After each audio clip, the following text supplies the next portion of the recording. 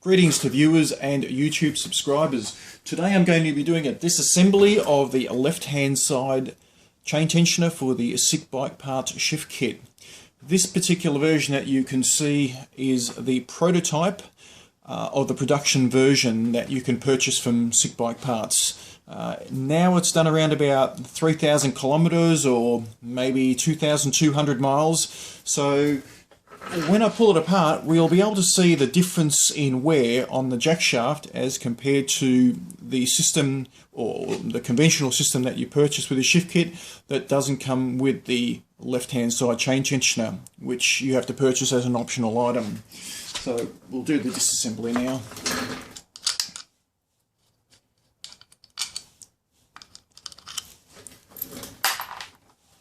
Okay, when you take these off, or this particular chain tension off, you have to drop the pulley that you can see that I'm moving there so that it'll clear the chain so you can pull it off. So a little bit of a wiggle, and unfortunately the camera's in a mode which makes it a bit more tricky. Okay, it's off. So there you can see the back face. Try and get out of your way. You can see the back face of how the chain tensioner works. This particular spring that I have in here, I've changed it from the spring that comes with the SickBikeParts shift kit, left-hand side chain tensioner, to a lighter weight or lower tension spring. The standard spring is really quite heavy, so I just change that to a lighter tension spring, and it works quite effectively. The radial arm that you see here is all quite intact. There's no significant wear on it. The only other difference that I've done from the kit that you can purchase is I've changed the sprocket or the idler wheel from an 11 tooth to a 13 tooth. I just personally prefer the 13 tooth because the rotational speed is going to be a little bit slower, possibly a little bit less wear.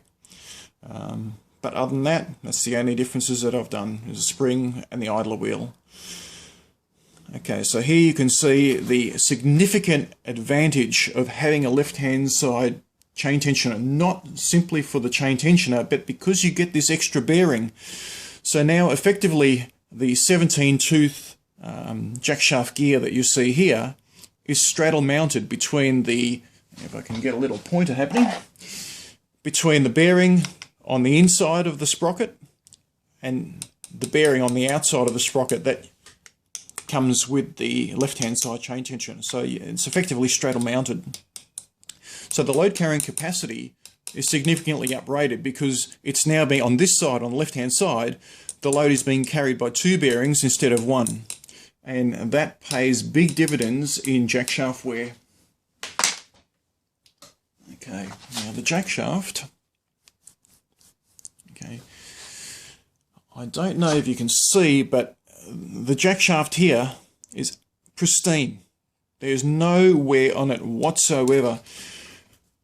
Prior to installing the left-hand side chain tensioner, the wear on the jack shaft on the other side, where the bearing would sit in a conventional manner, it would chop out around about 1 millimeter or 30th thou. You'd have a significant divot that would be in there, and what would happen over time is it would, as the jack shaft was wearing, it would effectively allow the jack shaft to move forward or to move closer to the 10-tooth sprocket, which would further exacerbate chain slack. So there's absolutely no wear there whatsoever, so the stability of the jack shaft is greatly improved by having the left-hand side chain tensioner, which is why I recommend that everyone who purchases a shift kit should put not only the right-hand side chain tensioner on their shift kit, but also the left-hand side chain tensioner. Not just because of the chain tensioner, but because you get that extra bearing support, which, as you can see, it pays dividends. So the left-hand side chain tensioner is really a very, very good thing. So actually, I'm quite impressed. I mean, I've never pulled it apart before, and I'm doing a disassembly of the engine now. The whole engine's coming out, and a new engine will be going back in. But as part of that process, I'm just making this video for you. So this is graphic proof of the significant benefit of the left-hand side chain tension, not just for reduced vibration that comes with it going slack and tight all the time because of the eccentric Chinese output shaft sprocket, but because of the extra bearing support that you get on the jack shaft. Hope that's been of benefit. See you next time.